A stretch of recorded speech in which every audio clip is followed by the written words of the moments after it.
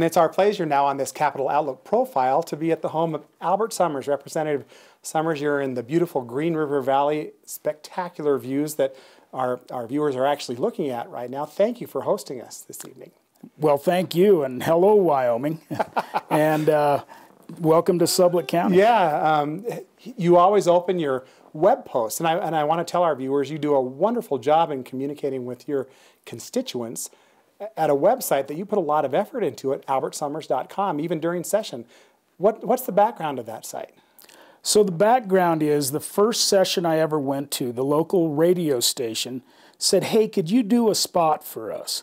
And I said, "Sure." And he said, "Well, this is how to do it. You know, you take your iPhone and you record and send it in to us." And so that started the whole process. And so every day after session, I write a small press release and kind of fill in the highlights of the day. And I always start it with, "Hello, Sublette County." and then I send that to the radio station and to the newspapers.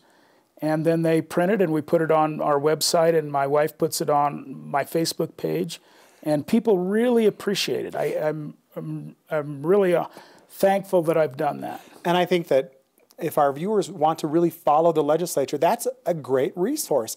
Even though you talk about issues mostly that have to do with Sublette County, that's not always the case. And I think that our viewers might enjoy taking a look at what you do. So I appreciate that you do that, and I know many people do as well. Well, thank you. Yeah, I've had people comment from all around the state that look at it. I'm looking out at the window at just your beautiful ranch.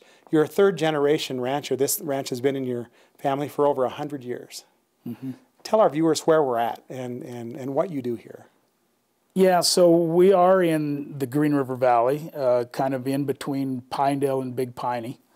And I'm the son of an old man that was the son of an old man. And so my grandfather was born in 1872, and he fought in the Spanish-American War. And then he moved west in about 1900, and he was a teacher. And so he moved west as a teacher, and then he began to homestead, and he met his wife-to-be, and they got married, and she was a teacher. And so they homesteaded this ranch, and she actually brought her mother in to help homestead. So I'm actually fourth generation, kind of in an odd way. I'm actually fifth generation in Wyoming, on the other side of my family. And so, you know, it's that, and that's probably why I have such a great connection with education, is because my grandparents came in as teachers, and my grandfather died in 1928, leaving my grandmother, a widow woman, a single mother with 4 children at the brink of the Great Depression. Wow. And I get kind of emotional on this, but she was able to preserve the family ranch and the family by teaching. And she was actually a superintendent of schools in the county at one time. So my defense of education is part of my past. You know, we old family ranchers, you know, we're really defined by who came before us and the landscape we live in. You went to the University of Wyoming. Mm-hmm. You studied electrical engineering. I did. Tell me about the bridge between growing up on the ranch, studying electrical engineering, and then coming back to the ranch. So I was bound and determined in my early years that I was just going to move away from the ranch. And I was always a science and math geek. I mean, really geeky in that sort of way.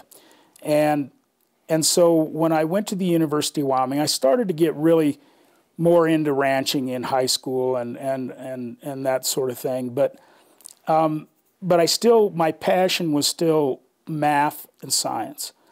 And at that time, the University of Wyoming had a bioengineering degree that was kind of a subset of the electrical engineering program. And I kind of liked that because I liked biological sciences, and I liked the idea of electrical engineering when I kind of looked at that as a degree. And so I went in and I took the coursework, and I graduated, and then reality struck. And I went on interview trips. And I went to all of these big cities, and I looked at the cubicles I was going to have to sit in. And I finally took a job. It's kind of odd. I decided I'm not going to do that. But I took a job with Schlumberger Oilfield Services because they were hiring engineers to do field work. And this was 1981. And so I hired on with them. And if you'll recall in 1981, what happened? It was the great bust of 1981. And so before I ever got started in my career as an electrical engineer, I was going to work in Rock Springs. And so before I ever got started, I got laid off, and they said, well, we have an electronics company that's in California, and you can move to California and work for us there. And I said, no thanks. I think I'll just go back to the ranch, because I knew I could be with Schlumberger. I could come back to the ranch and work. And my father had a really major accident when I was a junior in college. And so I was needed here as well, and I didn't want to get too far away. And I never looked back. I love the ranch. I love the lifestyle. I believe in agriculture, and yeah, it was a good decision for me. This ranch has a museum on its property. What's in the museum, and how is it used? Yeah, so when I kind of have to tell the whole story here. So when my mother died in 2006, I sat my sister down at the kitchen table because her and I were partners on the ranch. And I said, well, what do we want to see for the future of this ranch? And we talked about that we didn't want to see it developed, and that we wanted to preserve history in some way and preserve, frankly, some of the access that we had always granted. And so I kind of helped develop a plan, a conservation easement plan for this ranch to sell a conservation easement. And I talked to my neighbors, and one of my neighbors, who's a very large ranch, and we're a kind of a mid-sized ranch for this area, she said, I've been wanting to do that. So my neighbor Maggie Miller and we and my sister went together and we formed the Sommers Grindstone Project, which preserved over 19,000 acres of ranch land for future agricultural and wildlife use, and preserved some fishing access on the Green River. And so part of the money we took from that, we put into our old ranch buildings, and we had them fixed up by, strangely enough, now a representative in the Wyoming legislature again, Jim Roscoe, was the contractor. And so we fixed all that up. The Sublette County Historical Society has taken it over. We've granted them an easement and give them the buildings. And in the summer, they run that museum, which is a historical museum of ranching. And so inside of that, and it's also a living history museum where you can touch everything. Hands-on. Hands-on. And so we bring in school kids and get volunteers, and they cut firewood by hand and do leather work and clean eggs and pump water. And we even have 2 old crank phones hooked between 2 buildings. And so the kids can do that. And we have a phonograph that's a hand crank that you put the record on. And you know, everybody's on a phone now with their music, and they don't realize at one time you had to crank your phone up to, basically crank your phone up to make it work. I actually do remember that, and we actually still have records at our house. So, but I'm sure you're right. Many young folks don't. There was a time, though, that you wanted to serve in the Wyoming legislature. Tell me about your history in first local politics, and then why you wanted to become a legislator here in Wyoming. Sure.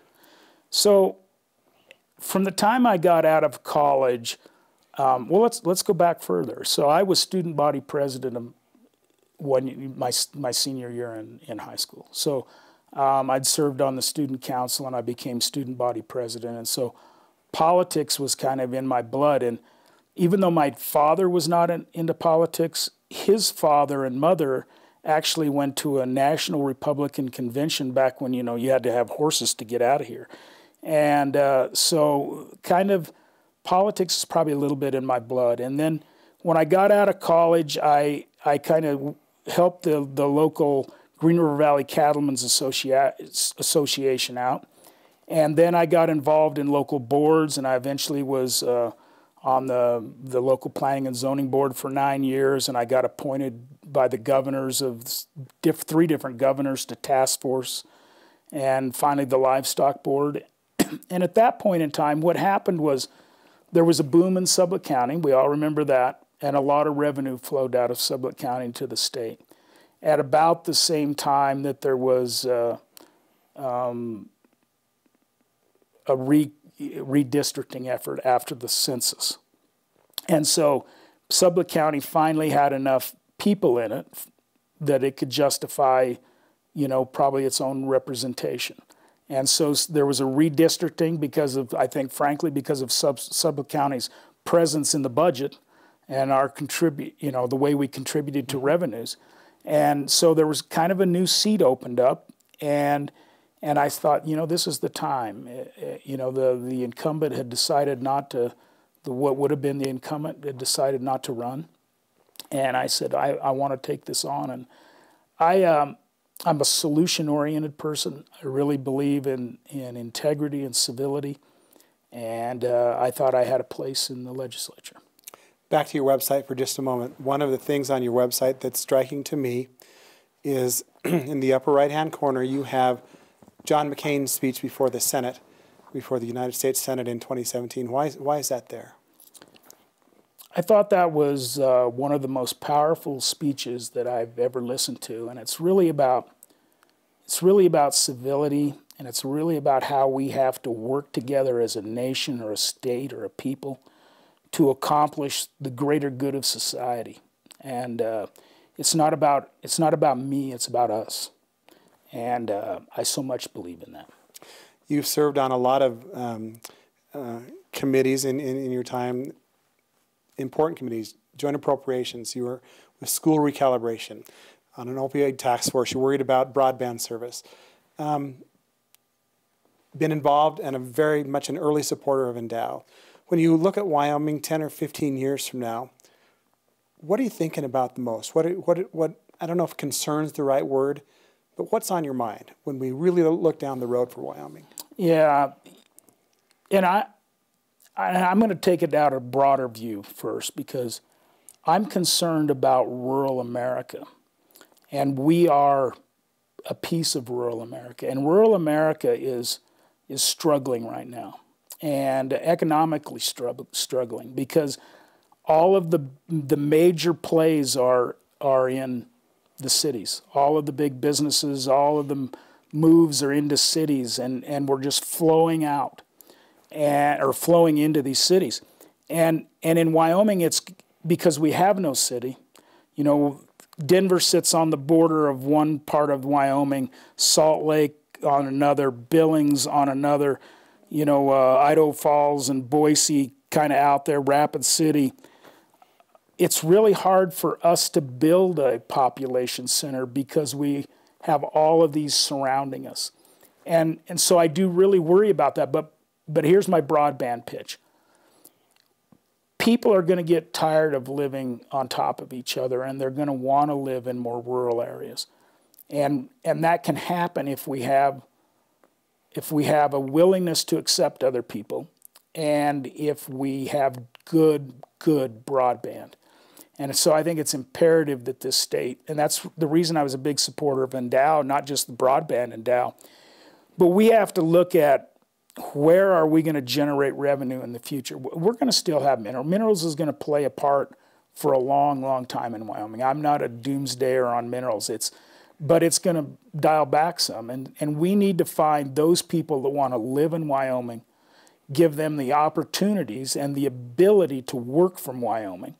And the companies that may want to move to Wyoming, we have to work on that. And so I think Endow was critical in doing that. Take the air enhancement bill. We're one of the few states that you can't fly from Casper to Cheyenne, right? You can't fly from Jackson to Cody. You can't do business in Wyoming on an airplane. And so, but we very much at least need to be able to connect from Wyoming outward for everything from business to tourism.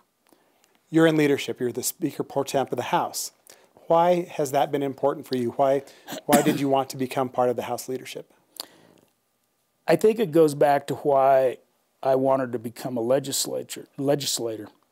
and that is I'm solution oriented, and I want to see.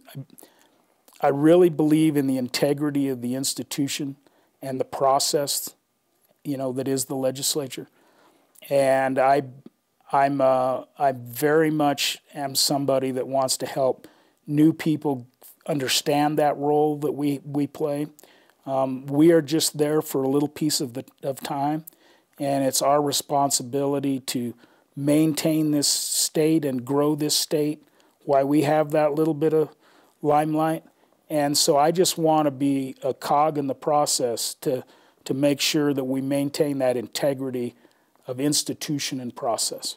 Representative Albert Sommers, thank you so much for hosting us in this beautiful place and joining us today on Capital Outlook. I'm sure we'll get an opportunity to visit with you more during the session. Thank you.